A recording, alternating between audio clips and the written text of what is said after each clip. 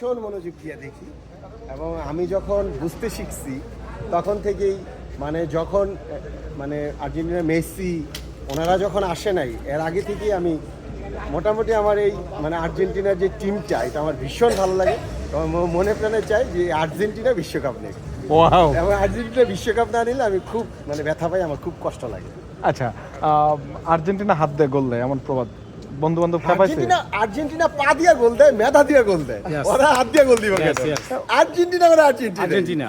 আচ্ছা, ওরা অন্য দলের কথা যারা আছে তাদেরকেও সম্মান জানে, ওনারা বলতে পারবে, কিন্তু আর্জেন্টিনার পায়ে যখন বল যায় তখন বল শুদ্ধা স্লোগান দেয় আর্জেন্টিনা আর্জেন্টিনা।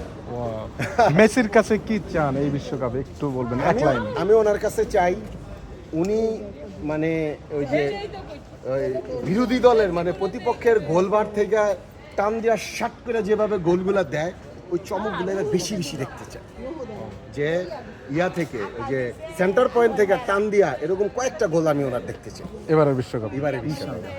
আর্জেন্টিনাকে নিয়ে কি বলবেন?